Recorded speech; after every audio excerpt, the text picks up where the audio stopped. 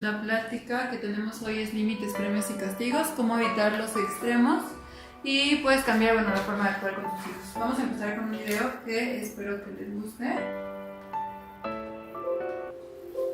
Listo. You're gonna have a baby. You're gonna have a baby. You're gonna have a baby. You're going to get a lot of advice. Ignore 90% of it. It's worthless. Here's some good advice. 10 things I wish I knew before I became a parent. Number 10. Everything you're doing is probably the best to somebody and the worst thing that you can possibly do to somebody else. So just do what works for you and don't get on the internet, because you can Google anything and everybody has an opinion. You don't know how to take care of them. Do not care 1 ounce what other people think about you. Yeah.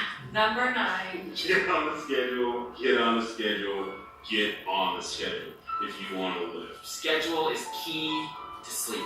Schedule. Number 8. Everybody leaves this out. So parenting is hard. You can't. Sometimes you just can't handle it. Take just an hour, go to grandma's, drop the baby off, go get some ice cream, take a 20-minute nap. Make a date night once a week and don't skip it. Number 7.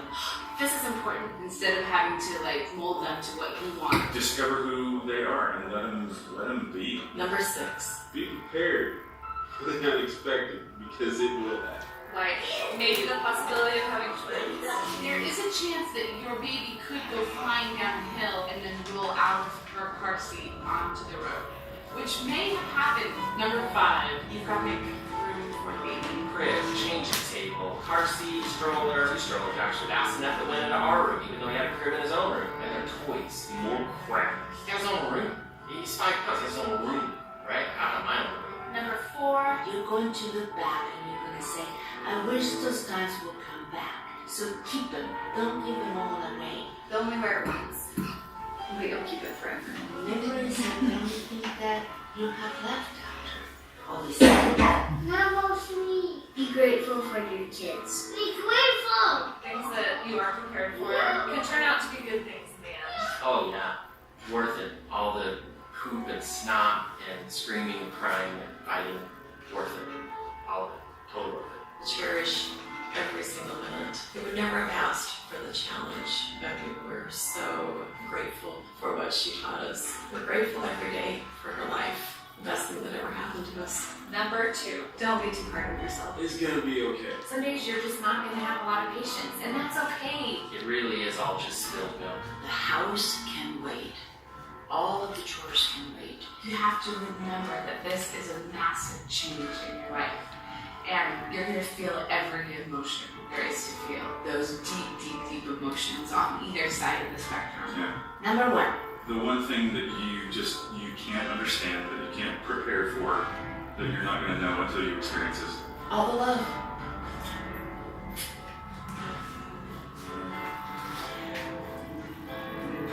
Be prepared to love something more than you ever thought you could. Because you haven't. You haven't yet.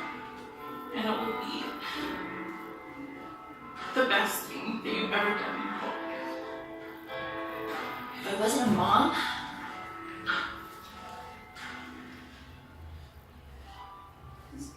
I can't imagine.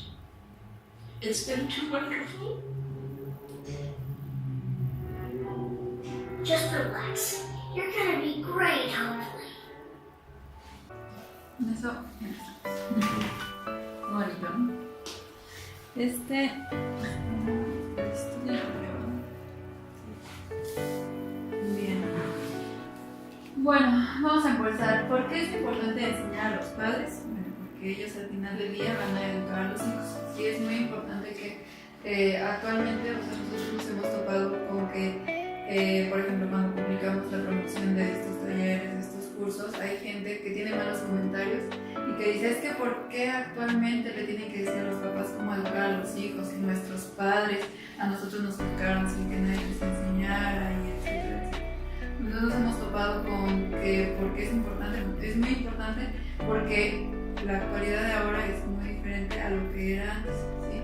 Actualmente nosotros nos encontramos con datos que son muy empleos, ¿no? El 80% de la población de delincuentes en la cárcel es gente analfabeta, gente que no está educada, ¿sí? En una de las cárceles de Estados Unidos, uno de los policías hizo un decálogo que nosotros se los ponemos en el documento, ¿no? Que dice, si tú quieres, ¿cuál es el camino más fácil para criar delincuentes? Es siguiendo este decálogo, ¿no?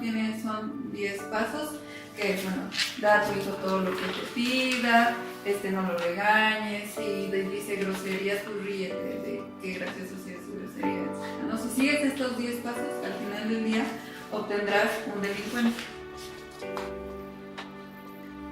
Indudablemente la educación sí es la solución a muchos problemas que existen en la sociedad actual. Sí, mucho se solucionaría si existiera una buena educación. ¿Quién tiene que asumir ese papel de la educación? Los padres.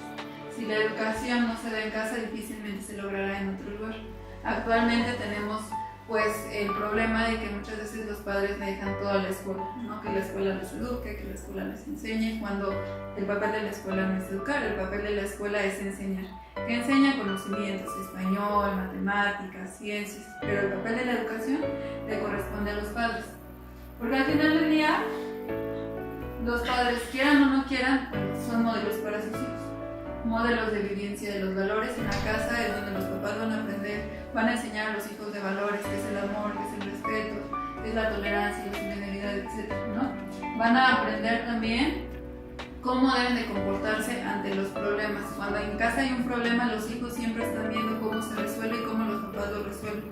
Entonces, de esa manera los hijos van a aprender cómo papá y mamá resuelven los problemas para que ellos en un futuro también resuelvan sus propios problemas, ¿no? Van a ser modelos de autoridad, ¿sí? Cómo los papás son autoridad en casa, cómo el hijo debe respetar esta autoridad de los papás en casa, y al final del día ellos puedan expresarlo también pues a los demás, ¿no? La autoridad de los maestros, la autoridad que se les presente en su contexto, ¿sí? La función de la responsabilidad, si los padres son responsables, al final del día pues los hijos van a ejercer esta responsabilidad. De la planificación y organización económica, cómo nos organizamos, pues el dinero para que alcance para todo lo que queremos hacer, ¿no? Pues la diversión, la escuela, la luz, el gas, la comida, todo esto, eso todos los hijos lo están viendo. De esa manera, cuando ellos sean grandes, van a hacer reflejo de esta organización también económica en sus propios hogares, ¿sí? De la vivencia de la relación humana, ¿por qué? Porque ellos van a ver, bueno, cómo nos relacionamos, cómo se relaciona papá con mamá, cómo papá con mamá se relacionan con los vecinos y cómo se relacionan también con nosotros como hijos. Y pues también van a ser modelo permanente de la vivencia del compromiso. Si mis papás se comprometen con lo que hacen, yo también me voy a comprometer porque ellos son mi modelo a seguir, ¿okay? Además, van a ser animadores del grupo familiar en cuanto a participación. Cuando los papás dicen, no, vamos a, ¿qué les parece si organizamos un viaje y nos vamos de vacaciones?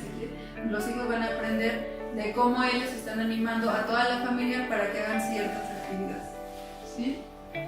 Van a ser motivadores e impulsores de aprendizaje. ¿Sí? Los papás son los que le dicen a los hijos, tú puedes, vamos a aprender eso, ¿por qué no te metes a nadar? Vamos a ver que tú puedes aprender a nadar, etc. Entonces, con esto queremos ponerles otro video para que entiendan a qué nos referimos con que los padres quieran o no quieran, van a asumir ese papel de la educación. Es el educación. Pero ponle en vista.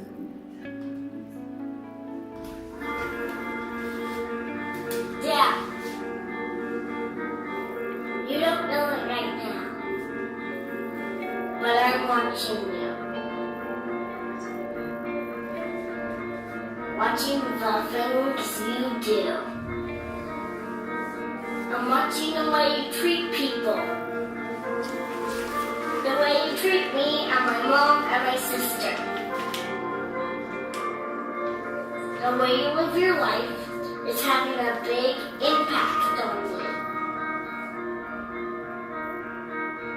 When it's time for me to choose a career and provide for my family, your work ethic will be on my mind.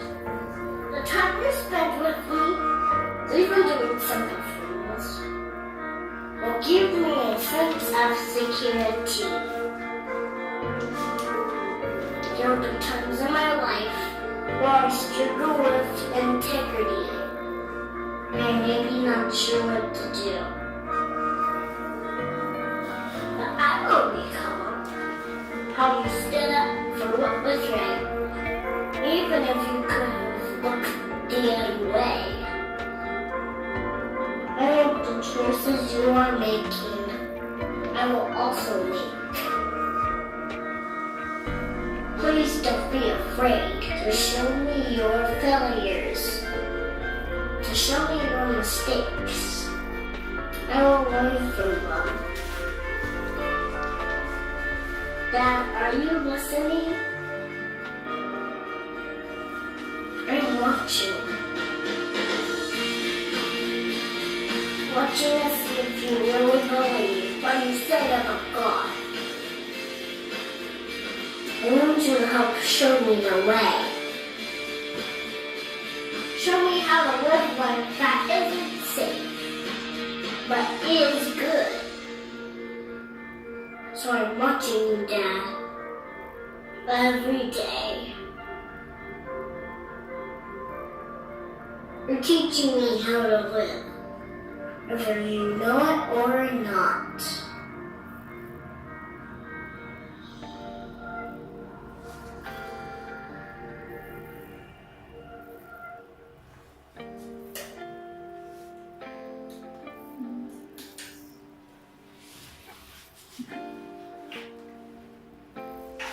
Entonces, así como vieron en el video, o sea, es lo que les acabo de decir, ¿no? O sea, los papás, indudablemente, al ser los padres de la familia, asumen este papel de la educación. ¿Por qué? Porque los hijos siempre nos están observando, ¿no? Entonces, debemos de saber y estar conscientes que haga lo que haga, atrás de mí, al lado de mí, enfrente de mí, siempre está mi hijo que me observa.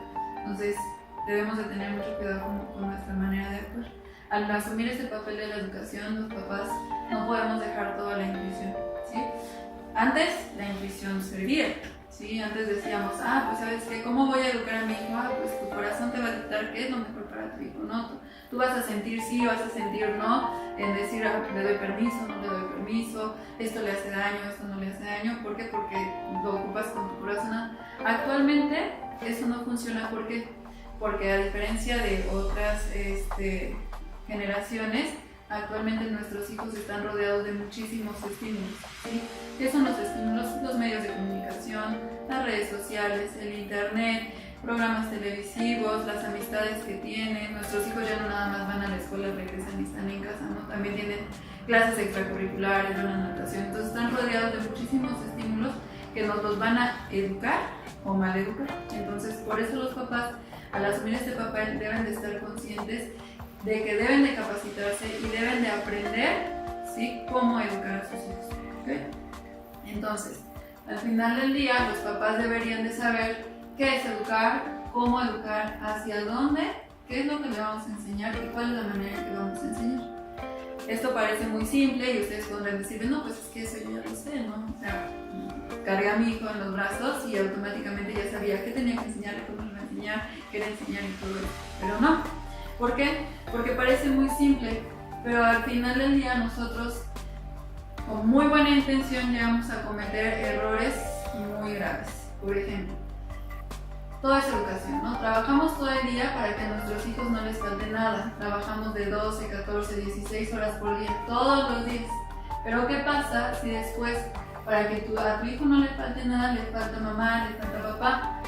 ¿Qué pasa si en realidad le falta lo único que no debería de faltarle a un niño, que son sus padres, ¿no? La verdad es que a veces equivocamos el rol. Y con esto, ¿no?, nosotros queriéndoles darlo todo, les quitamos lo único que no debería de faltarles. ¿Y qué es lo que les estamos enseñando al final del día? Que el dinero es lo más importante. ¿Por qué? Porque todo el tiempo lo ocupamos para trabajar, para ganar dinero. Entonces, eso lo asumen los hijos como que pues no importa yo, no importa el dinero. ¿Qué es lo que me va a dar felicidad? Pues el dinero, ¿sí? Y pues es completamente erróneo. Entonces, por muy buena intención, los padres de familia llegamos a cometer este tipo de errores, ¿sí? Entonces, continuamos.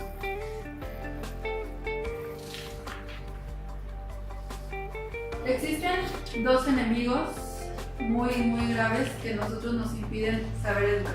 ¿Cuáles son estos enemigos? Son la ansiedad y el miedo. La ansiedad es la que nos da al decir, ay, es que yo quiero que mi hijo sea el mejor, quiero que mi hijo sea el más inteligente, quiero que mi hijo, así como Juanito, también saque 10. Entonces esa ansiedad que a nosotros nos invade, el decir es que mi hijo no es como este otro niño, o es que yo quiero que mi hijo llegue a ser como el mejor del mundo, es esa ansiedad que nos impide ver la claridad en la educación. Y la culpabilidad, que decir, bueno, pues es que yo quiero darle a mi hijo todo lo que yo no tuve. Entonces, lo primero que debemos de eliminar en nosotros como padres de familia es la ansiedad, o los miedos y la culpa. ¿Okay? ¿Qué sería lo más importante para saber educar? Lo primero que necesitamos es conocer a nuestros hijos. Muchas veces nosotros vemos a nuestros hijos, están bien bonitos, sabemos que se llaman Juanito, Pablito, etc., pero no los conocemos realmente, no conocemos quiénes son nuestros hijos. Y eso es muy grave. ¿Por qué? Porque al final del día nosotros nos enteramos pues, que nuestro hijo es bueno en matemáticas, que nuestro hijo es bueno hablando en público, pero nos enteramos porque alguien más nos lo cuenta. Nos lo cuenta la maestra, nos lo cuenta la amiguita, ¿no? Entonces realmente no conocemos a nuestros hijos. Debemos conocer a nuestros hijos y saber y reconocer que nuestros hijos son personas que son únicas, porque no existe nadie en el mundo como él. Son irrepetibles, ¿sí? ¿Por qué? Porque todo lo que mi hijo piensa, ve, siente y hace no se va a repetir en ninguna parte de la historia.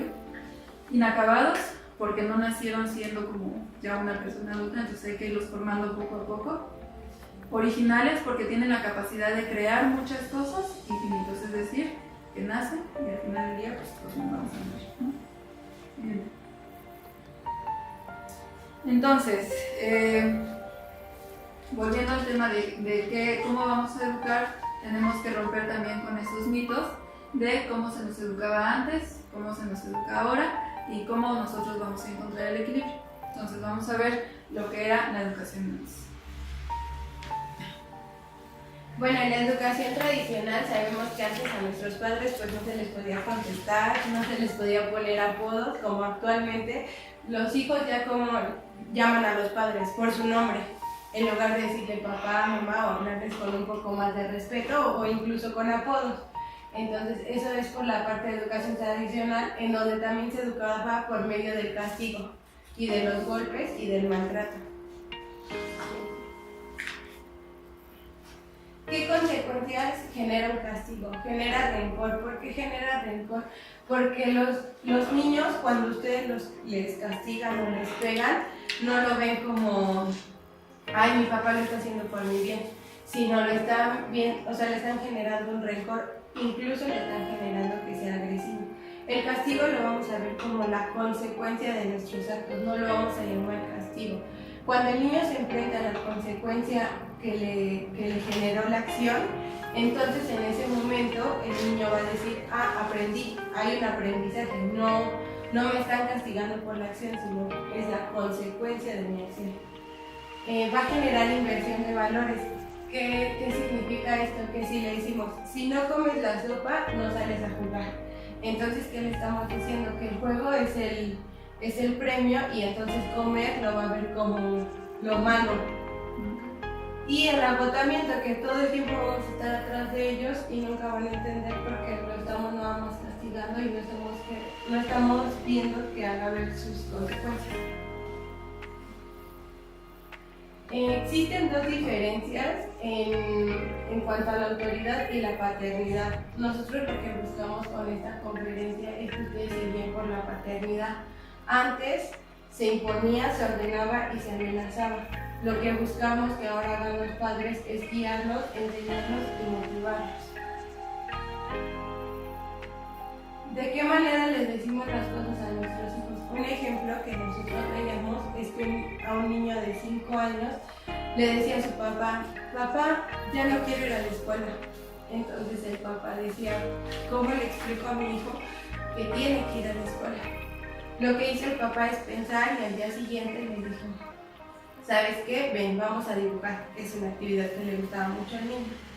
Y le dijo, ¿a ti qué te gusta, hijo? Y se puso, y dijo, fútbol, mis juguetes, viajar. Entonces el papá fue dibujando todo lo que le decía. Y el papá le dijo, ¿sabes qué se necesita para obtener todo lo que tú quieres? Sí, Dijo, no, tienes que trabajar. Y le dibuja monedas y le dibuja billetes.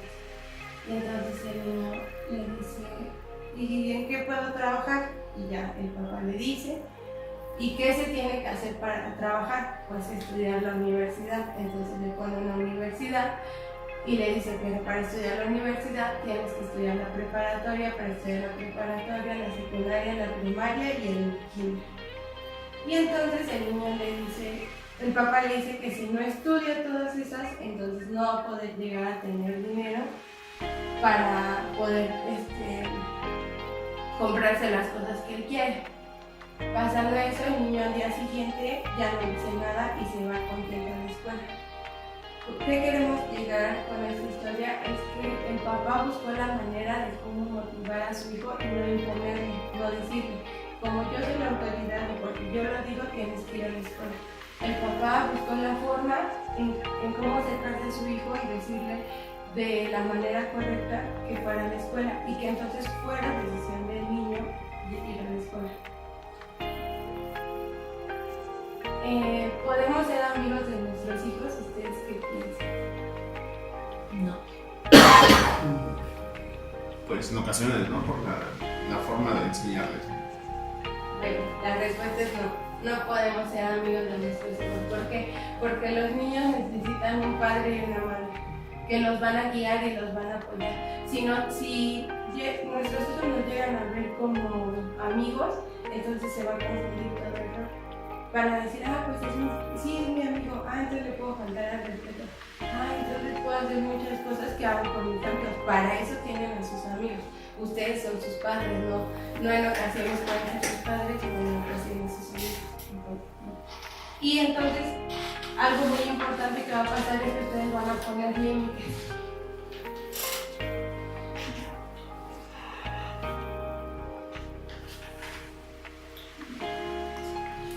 Para poner todos estos límites y saber qué es lo que hacer, cada padre de familia adopta de una manera, pues como en automático, un estilo disciplinario o un estilo educativo. Muchas veces este estilo educativo los papás lo ven como su personalidad y lo adoptan como parte de su personalidad, y cuando lo adoptan como parte de su personalidad no pueden como tener un cambio. ¿Cómo lo adoptan como parte de su personalidad? Es cuando los papás dicen, pues yo soy muy enojón, ¿no? Y regaño y grito porque así soy, ¿no? Entonces es un papá que adoptó un estilo educativo autoritario.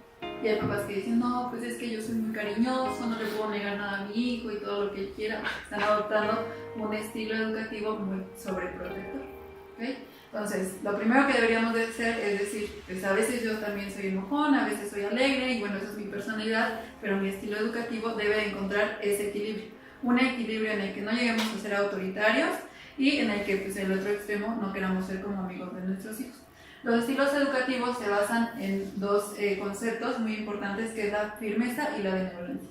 La firmeza es definida como la estabilidad o la fortaleza para poner límites y hacer que estos se cumplan. Y la benevolencia es, pues, tener buena voluntad, afecto, bondad, que se fundamenta en el conocimiento de las etapas del niño. Es decir, saber, pues, que el niño no es el mismo cuando tiene 3 años que cuando tiene 10, ¿sí? Saber las capacidades de mi hijo cuando tiene 3, 4, 5 años y cómo estas van aumentando, y de esta manera yo también aumentar las responsabilidades que le doy a mi hijo o disminuirlas de acuerdo a su edad.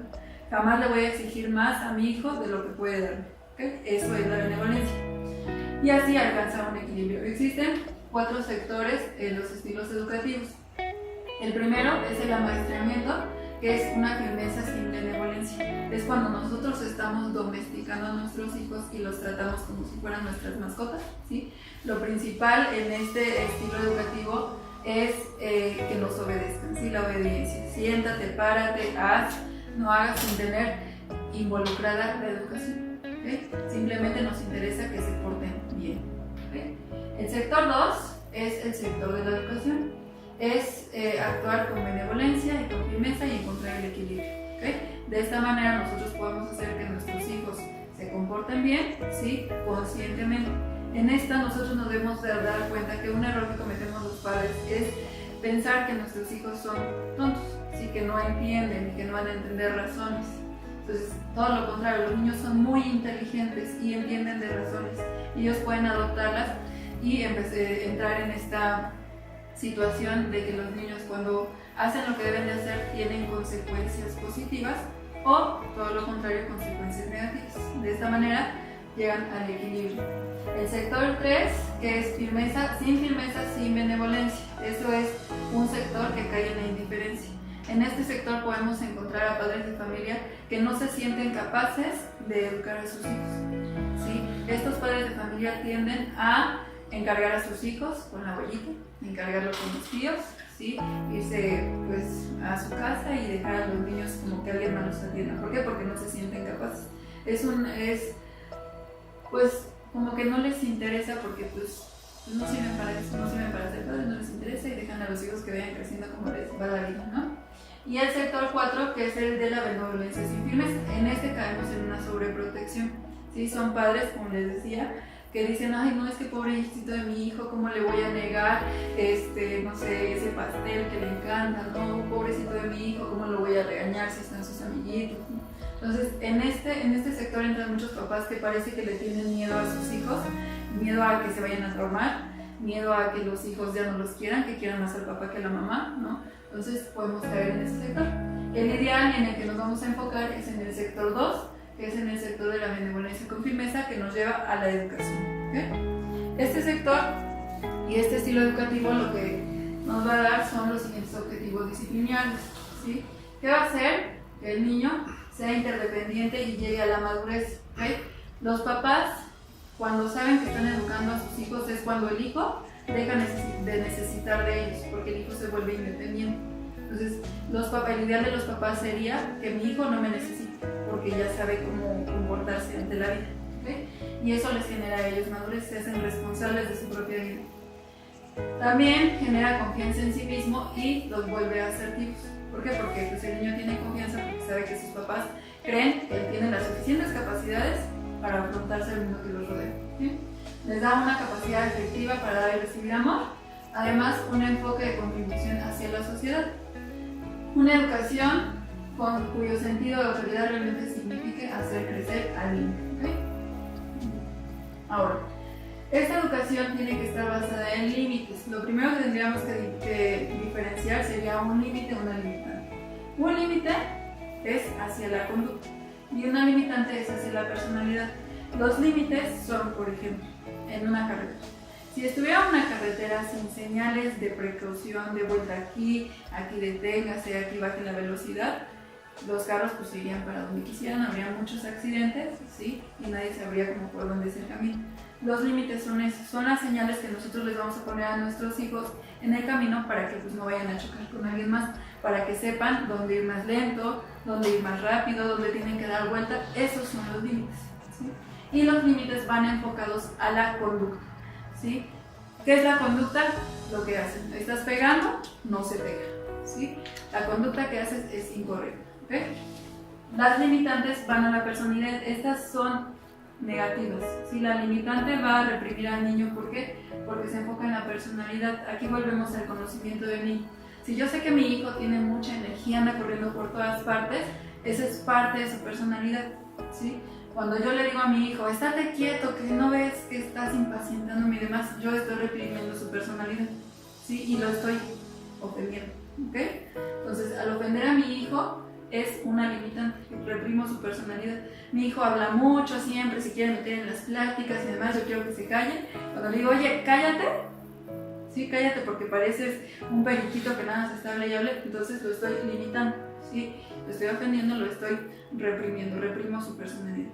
Entonces, el límite va a la conducta. ¿Qué sería todo lo contrario? Que si mi hijo habla muchísimo en la mesa y a mí me molesta que esté hablando en la mesa porque no come, entonces el límite sería, acabas de comer y cuando termines de comer, platicamos, ¿sí? No le estoy diciendo que es un periquito, no le estoy diciendo que me molesta que hable mucho, le estoy diciendo que es hora de comer, vamos a comer, no sé, de 3 a 3 y media y de 3 y media a 4 platicamos, ¿ok? Entonces, así empezaríamos a aplicar los límites. Entonces, para saber cómo debe de ser un límite, vamos a encontrar lo que son las 5 Cs. Los límites deben de ser claros, ¿sí? Esto es muy importante. Muchas veces los papás le decimos a los hijos, oye, Juanito, pórtate bien. Y nosotros como papás asumimos que nuestros hijos tienen un chip en la cabeza donde ese chip va a decir que es portarse bien. Los niños no saben qué es portarse bien. Al hablar de que ser claros, nosotros tendríamos que decirles a nuestros hijos que es portarse bien, ¿sí? Entonces, si quiero que mi hijo se porte bien, el límite sería: Juanito, no pegues. Juanito, no le jales el cabello a tu hermano. Juanito, si vas a jugar, tiene que ser en el cuarto de juegos, ¿no? Entonces deben de ser claros. Si el niño no va a entender algo generalizado y globalizado como él, que es portarse bien, ¿sí? Deben de ser concretos. En concretos me refiero a que, por ejemplo, si el niño está jugando y tiene un lugar específico para jugar en casa, sería: Juanito, tú puedes jugar en este espacio. Si este es tu lugar para juego, aquí puedes jugar, ¿ok? Deben de ser muy concretos. ¿Qué es lo que quieres hacer en concreto? ¿Sí? Deben de ser concisos. Cuando nosotros, concisos nos referimos a que deben de ser breves. Cuando nosotros les damos muchas explicaciones a nuestros hijos, y ahí caemos otra vez en la parte del equilibrio, sí, que decimos: pues si mi hijo me entiende, ¿no? Entonces le voy a explicar. Pero explico y explico y explico y explico y le digo: no, pues tienes que hacer esto porque fíjate que esto te va a llevar a que bla, bla, bla, bla, bla. Y entonces hablamos y hablamos, el niño se pierde, ¿ok? Entonces, al ser concisos es: ¿qué es lo que le quiero decir? Y hasta ahí, ¿sí? Aunque yo esté muy inspirado y quiere darle el discurso de su vida, no, ¿sí? ¿Por qué? Porque al final el niño se pierde en ese mar de plática. Deben de ser cumplidos. En esto es muy importante porque aquí caen muchos errores los papás, ¿sí? Cuando yo le digo a mi hijo: vamos a ir a la fiesta de cumpleaños de Jesús, ¿sí? Pero necesito que no pegues a los demás niños, que no estés brincando por todas partes. Y si yo veo que le pegas a algún niño, nos vamos a ir a la casa en ese momento. Si yo no estoy dispuesto a irme de la fiesta, no debo de ponerle ese límite al niño, porque no lo estoy cumpliendo. Entonces el niño me agarra la medida en fin que mi papá pues lo cumple, ¿no? Si le voy a decir eso, en el momento que pegue, entonces agarro a mi hijo y nos vamos de la fiesta, porque yo te dije que si pegabas, nos íbamos de la fiesta. Entonces siempre los límites deben de cumplirse, ¿sí? Y deben de ser consistentes. Esto es muy importante. Cuando nosotros somos modelo de nuestros hijos, tenemos que ser congruentes, ¿sí? Debemos de hacer lo que decimos, ¿sí? Para que nuestros hijos nos crean. Si decimos: no mientas, yo no debo de mentir, ¿ok? Si decimos: no mientas, pero si me habla tu tía, dile que no estoy, estamos mintiendo, ¿sí? Entonces hay que ser congruentes. ¿Qué es la consistencia? Ser congruentes el mayor tiempo posible, ¿sí?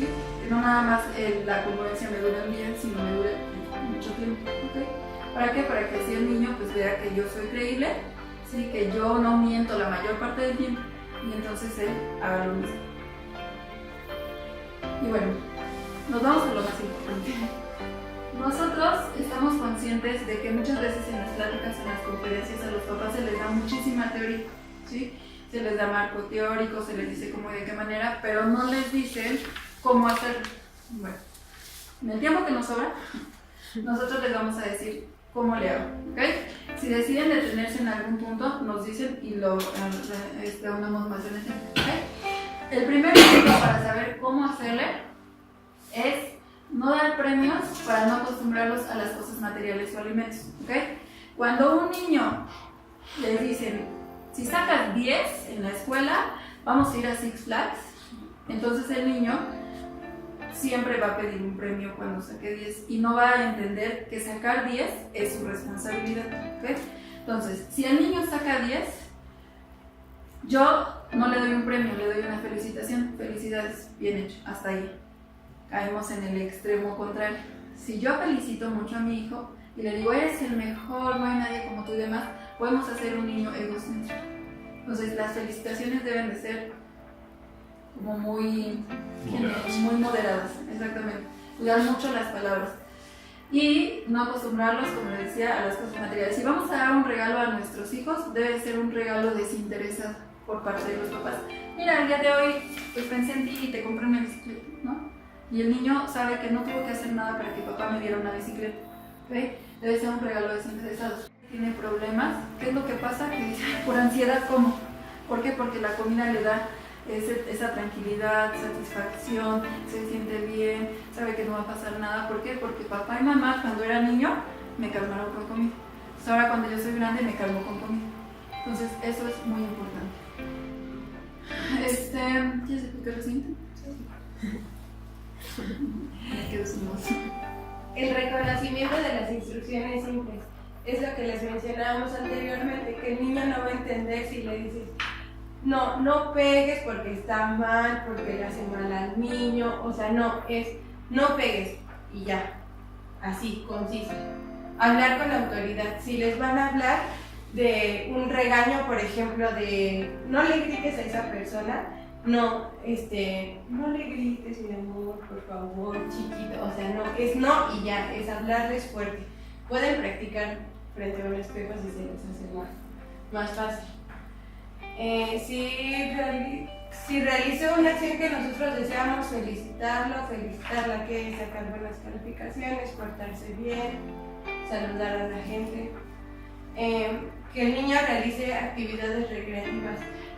Ha llegado niños que nos dicen que tienen hiperactividad y realmente cuando nosotros los evaluamos no es que tengan hiperactividad, es normal, simplemente es que el niño tiene demasiada energía, pero cuando les preguntamos, y bueno, ¿qué hace en casa?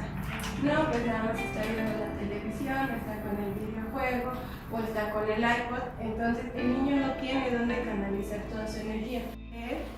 Con eso ellos van a, como los niños son muy la tarea y tener accesibilidad para negociar. Hay ocasiones en que sí se le puede dar la oportunidad al niño de, ¿sabes qué? Ya vente y siéntate a hacer la tarea, y el niño te puede decir, no, espérame tantito, ya va a acabar el programa, dame 10 minutos y en 10 minutos estoy sentado. Entonces ahí se puede aprender a negociar solamente en esa situación. ¿Tienen alguna duda sobre esta? No. En la parte de la negociación es importante nosotros que podemos estar en casa, darle la oportunidad a nuestros hijos que negocien. Todos los problemas en la vida cotidiana se resuelven negociando. Si nosotros no enseñamos a negociar a nuestros hijos en casa, ellos no van a poder solucionar sus problemas afuera. ¿Sí? En casa tienen como todo ese acogimiento, ¿sí? Por parte de los padres para poder negociar y equivocarse, ¿sí? Enseñarles negociaciones sencillas desde, pues sabes qué, a ver, un piedra, papel o tijera, a ver quién va, ¿no? A apagar la luz, ¿no? Piedra, papel, perdiste, te toca ir a apagar la luz. O sabes qué, a ver quién vota porque el programa que veamos hoy sean las luchas, ¿no? Ay, no, las luchas no, bueno, entonces a ver un volado, a ver quién decide qué programa ver, ¿no? Son negociaciones muy simples donde el niño aprende que puede solucionar sus problemas sin pelear, ¿sí? Y puede ocupar la negociación como una solución. ¿Qué más? Debemos de permitirnos que los niños enfrenten sus propias dificultades desde pequeños, no resolverles todo. Muchas veces los papás somos muy metiches con los hijos y siempre queremos resolver sus problemas, ¿no?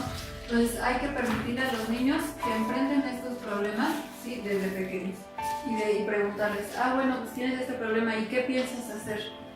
¿No? Y entonces ya el niño dice, no, pues yo pienso que podría hacer algo. Entonces el niño mismo puede solucionar los problemas con nuestro direccionamiento, ¿no? Fomentar que aprenda a pensar por sí mismo. Muchas veces los niños siempre, están en la edad de los ¿por qué esto? ¿Por qué lo otro? ¿No? Entonces, ¿por qué el mar es azul? Oye, ¿tú por qué crees que el mar es azul? No, devolverle la pregunta para ellos, enseñarlos también a pensar, ¿sí? Eso les ayuda mucho. Las cosas de los niños siempre que sean de la misma edad las tienen que resolver entre ellos. Volvemos a lo del principio, ¿no? Si el niño tiene problemas con sus compañeros de la escuela, siempre y cuando estos no sean graves, no se presenten un problema más grande como bullying, ¿no? El niño debemos de dejarlo resolver sus problemas. Oye, ¿sabes qué? Es que me peleé con mi compañero porque estábamos jugando en el recreo fútbol y entonces ya no le hablo porque él no me dejó jugar del otro lado y no me dejó ser portero. Bueno, pues eso puedes resolverlo tú, ¿no? Resuélvelo, habla con tu compañero, ¿no? Y vuelvan a ser amigos y eso. Pues hay que dejarlos resolver sus propios problemas siempre y cuando los niños sean de la misma edad, si no sea como uno más grande o uno más chico. Ahí sí hay que intervenir. Otra vez, tratar de ser congruente actuando tal y como dice se debe de actuar, que es lo que ya hemos dicho. Tratar de ser consistente, conservando la congruencia el más tiempo posible. Escuchar más, ¿sí? Es muy importante que sepamos escuchar a nuestros hijos. Muchas veces el niño empieza a contarnos que la maestra lo regañó cuando nosotros ya lo estamos regañando porque él se peleó con la maestra, ¿no? Hay que terminar de escuchar su versión, ¿sí? No interrumpirlos, ¿sí? Para dar tu opinión ni sermonear. ¿Por qué? Porque muchas veces ya cuando terminan de platicar, bueno, ya sabemos que lo solucionó él solo, entonces ya no habría necesidad como de intervenir. Emitir nuestra opinión como padres de familia siempre y cuando, o sea, siempre diciéndole a nuestros hijos que es una opinión. Oye, ¿sabes qué me pasó esto en la escuela? Ah, hijo, yo opino, ¿no? Que deberías de hacer esto. ¿Por qué? Porque ni los papás ni los hijos, nadie tenemos la verdad absoluta. Entonces el hijo debe saber que yo no le estoy imponiendo como mi punto de vista, sino que yo le estoy diciendo, bueno, podrías hacer esto porque yo opino que sería lo mejor para ti, ¿ok? Clarificar siempre los valores prioritarios de casa y las reglas, esto es muy importante, ¿sí? Muchas veces los hijos, pues ustedes dan por hecho que saben que lo más importante en casa es el amor, ¿no? Pero pues esto, aunque parezca evidente, no lo es, ¿okay? Debemos de siempre clarificar con los hijos cuáles son los valores más importantes en casa, ¿sí? Y las reglas, ¿sí? Aquí siempre se llega temprano, aquí todos nos hablamos con respeto, aquí en la casa nadie grita, aquí en casa todos emiten su opinión sin ser criticados. Todas esas reglas deben de estar, hasta en físico, pegadas en el refrigerador si quieren, ¿sí? Pero siempre deben estar presentes. Una cosa muy importante es no corregir a los niños según su humor del día, su humor del momento. Muchos padres caen en el error de regañar a sus hijos según se sienten, ¿sí? Hoy me siento muy enojado, entonces voy y me desquito conmigo, ¿sí? Entonces nunca debemos de corregir a nuestros hijos según nuestro estado de ánimo, ¿sí? Si sabemos que estamos muy enojados, tomar tiempo para calmarnos y ver si la falta que cometió es como muy importante para regañarlo en cierto nivel, ¿ok? Igual, si algo no está permitido en nuestros límites que estamos poniendo, si estoy de buen humor, no permitirse, ¿ok? Sabemos que no está permitido, por más que nos ruegue y por más que yo esté de buenas, no se lo debo de permitir. Y todo lo contrario, si algo está permitido, pero yo estoy de malas, y porque estar de malas, ¿sabes qué es que no quiero? No, eso no, ¿ok?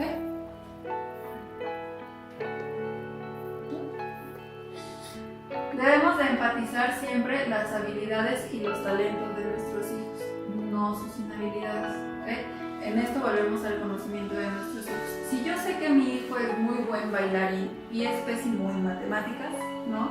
Enfatizar qué buen bailarín eres, ¿no? Y no decir, eres un burro, eres el peor en matemáticas, me siento súper enojado porque los números no se te dan, ¿no? Hay que fortalecer las habilidades de nuestros hijos y sus talentos. Cada niño, como les decía, es diferente, único y repetible. Existen muchísimas inteligencias en los niños. ¿Sí? No nada más existe inteligencia matemática y la inteligencia en gramática. ¿Sí? Son 8 inteligencias, ¿sí?, que pueden desarrollar todas las personas, y no por no saber matemáticas mi hijo es burro, ¿okay? Entonces hay que enfatizar que eres muy buen bailarín y pues tal vez ese es tu talento y tal vez eso te va a dar para ganar en el futuro, ¿no? Y bueno, dejar un poquito de lado sus inhabilidades, ayudarles a lo que les cuesta trabajo. Si sé que le cuesta trabajo en matemáticas, bueno hijo, pues yo te ayudo, yo te explico, yo te enseño y pues sigue siendo buen bailarín, ¿no? Entonces no hacer que esto les baje la autoestima, ¿okay? Sino decir, pues eres bueno en otras cosas, ¿no? Tener paciencia para que tu hijo haga las cosas de su propia manera y no como tú esperas que las haga. Sí, decir, oye hijo, ¿sabes qué? Quiero que, no sé, arregles tu recámara, ¿no? Y tú te imaginas una recámara como de revista y el niño va y hace su mejor esfuerzo, te pega sus pósters y demás. Entonces, bueno, pues no es lo que esperaba, pero si para él eso es arreglar la recámara, entonces aceptarlo, acordárselo, ¿ok? Respetar sus tiempos de aprendizaje y su velocidad de respuesta, lo que les decíamos. Saber que mi hijo no va a actuar, si tiene 5 años, no va a actuar como un niño de 10. Respetar que tiene 5 años, sus habilidades y sus capacidades ahorita son de un niño de 5 años. Siempre ponernos en su lugar para no exigirle más de lo que él puede dar, ¿sí?